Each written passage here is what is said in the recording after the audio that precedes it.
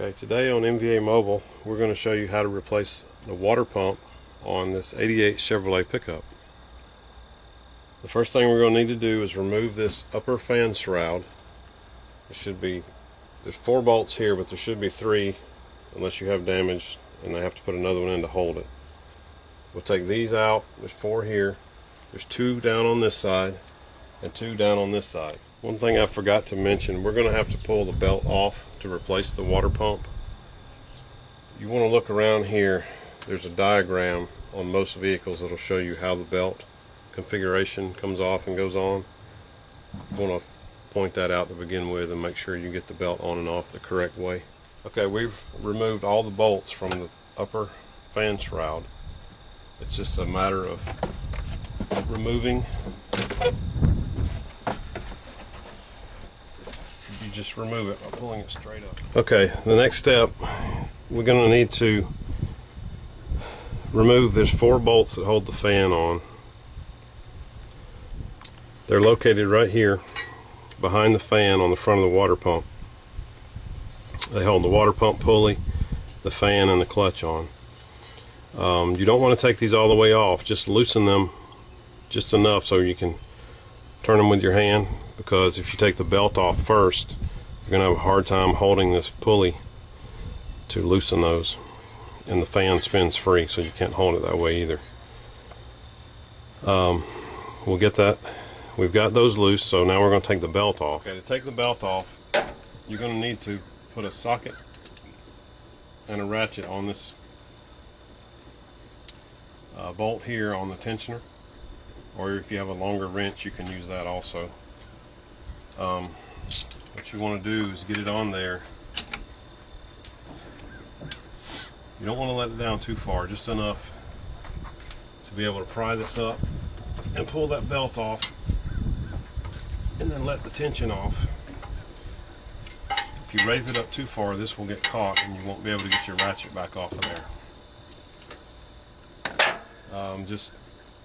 You'll need to unroute the pulley, the belt off the pulleys to get that off, and you can refer to the diagram I showed you earlier. Okay, I've taken the belt off. The next step is going to be to take these nuts off the fan here,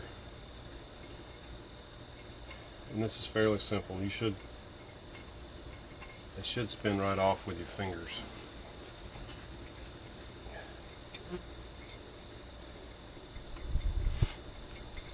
And this truck's only got 3 in it, but I bought a kit to replace them with, so I'll have all 4 in it when we get done.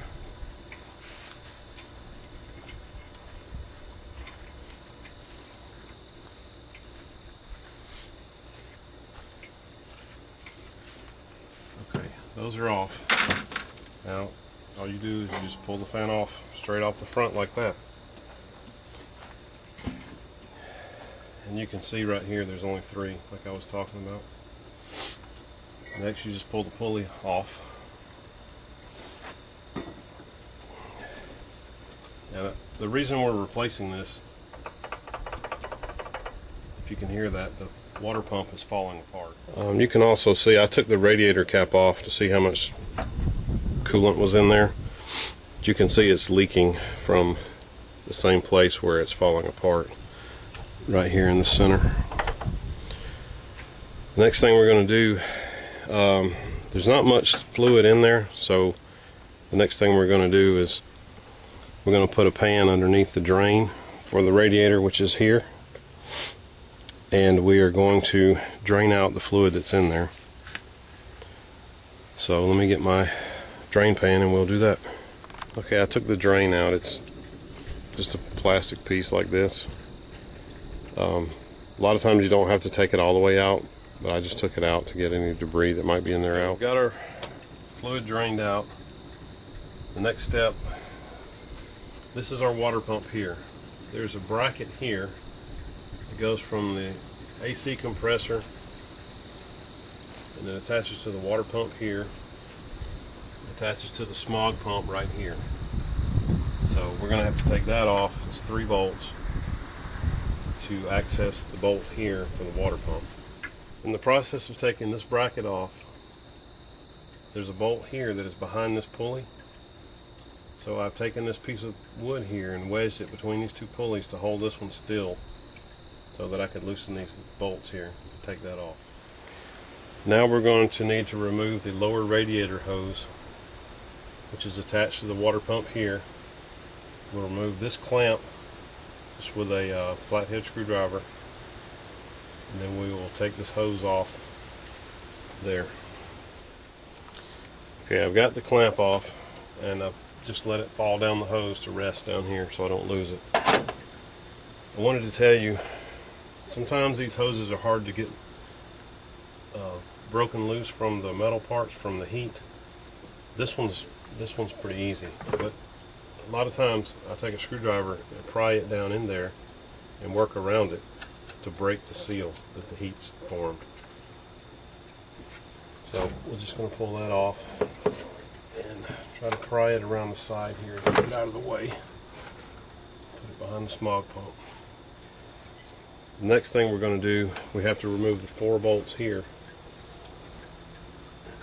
There's one here, one here, one here, and one here. And that'll allow us just to pull the water pump off. One thing you might want to do is before you pull this off and break the seal, if it's still drivable, make sure you have the right. You can hold this up and compare it to the one that's on there and make sure you have the correct part before you get in a jam. Okay, I've removed all the bolts in the water pump. We're ready to take it off the block. You can see that it's staying by itself because of the heat. It's held it on there. If you can't break it loose by pulling on it, you can take a hammer and just lightly tap on it and break it loose. Next thing we want to do is examine around the holes where the water pump goes. Make sure there's no old gasket residue there, because you want to have a nice clean surface to mount the new gaskets in the water pump to. These are pretty clean. All the gaskets came off of the water pump, so it's a lot better than I've seen it before. I've had to take a putty knife and scrape them off before. Alright, we're ready to put on the new water pump. What we need to do, we need to take the gaskets and make sure we get the right ones on the correct side, and that's pretty easy to tell because this one has an extra hole here.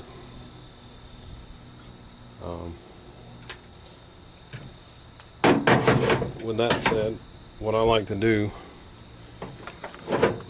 is to take my bolt, put it through the top one, hang the gasket on there on both sides. Takes a little practice to do this, but it's not that hard. Okay. And then I'm just going to hold it up here and start these bolts in these holes.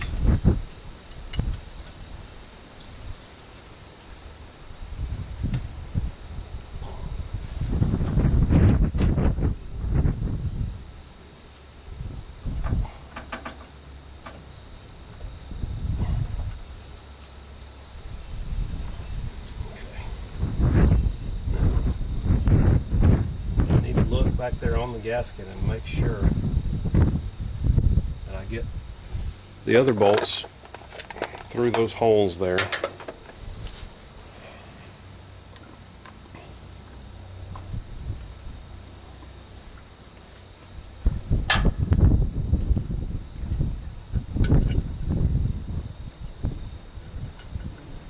want to be very, very careful when you're putting them through and make sure you don't tear the gasket. You won't get a good seal, and you'll have to do this all over again.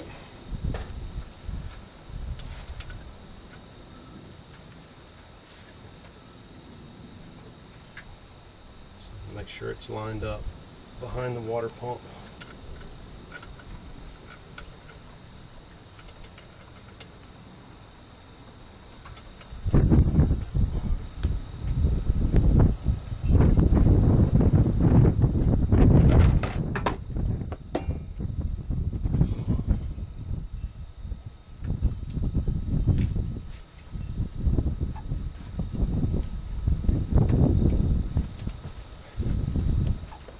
Okay, when you think you've got that lined up, you can take your socket and put it on and turn it and kind of judge to see if you've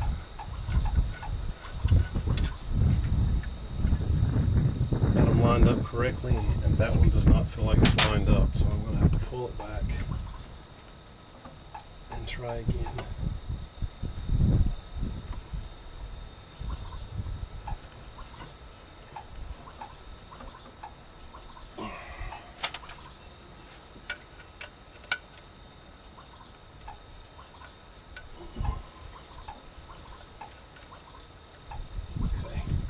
Once you've got all the bolts started, just push it up against the block. And then we'll tighten these down, snug them up, and then tighten them in the crisscross pattern to make sure you get them snug and even on there. I've got the bolts tightened. Tighten them in a crisscross pattern to make sure I get them on there snug and even, and the gaskets are in there straight. You want to make sure you do not over tighten them. If you break one of these bolts off inside the block, you're going to have a time getting it out. Now we're going to put the lower radiator hose back on, and it'll go back in reverse order like we took it off.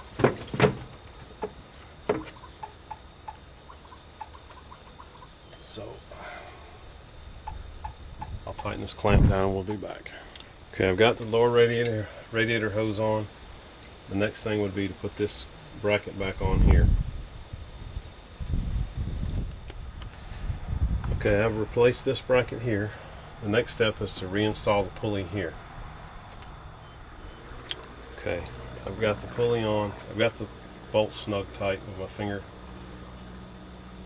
The wood I was talking about earlier, I had on this side to hold it that direction, so I'm going to put it in this side to hold it from turning this direction so I can tighten these bolts. Okay, the next step is to install the studs in the water pump here that hold the fan on.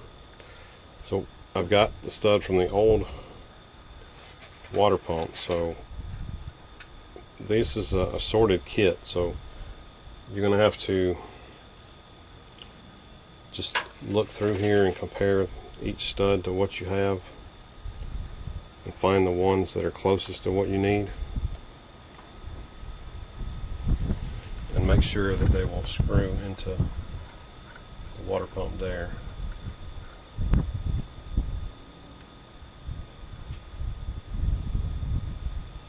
And that one fits right in there.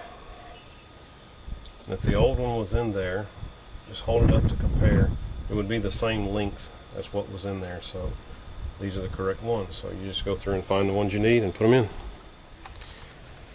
The new kit will come with the studs, which I've installed here, and nuts and lock washers, so you will need to match those up to the correct ones to your vehicle. Next step will be to replace the water pump pulley.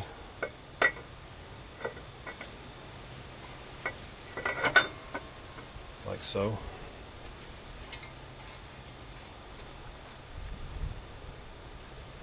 Next step will be to replace the fan.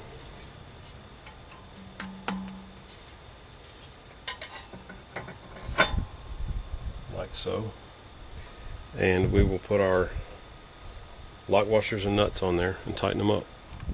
Okay, we have the nuts and lock washers on there. The next thing we're going to do, we just could snug them down because there's not a good way to hold this. So the next step, I'm going to put the belt on, going by the diagram that was on the fan shroud that I showed you earlier, and that will hold this so we can finish tightening these down. Okay, I've replaced the belt by raising the tensioner and routing it back to the diagram. I have tightened the bolts or nuts here on the fan and the fan pulley, the water pump pulley. So the next thing we're going to do, we need to replace our drain in our radiator, which is down on the driver's side at the bottom. Okay, we've got all the parts replaced. The next thing we're going to do, we have to put coolant back in it. So you can buy a 50-50 mixture of coolant and water pre-mixed at your auto parts store, or you can buy regular 100% antifreeze and mix it yourself. And you would need to get, there's a little meter that you can buy that you just drop a hose in there and suck some coolant and water out, and it'll tell you what temperature you're protected down to against freezing. I would suggest getting one of those, and I hope this video has helped someone that needs to replace their water pump. I hope this gives you some confidence that you can do it yourself, and I appreciate you watching. God bless. Thank you.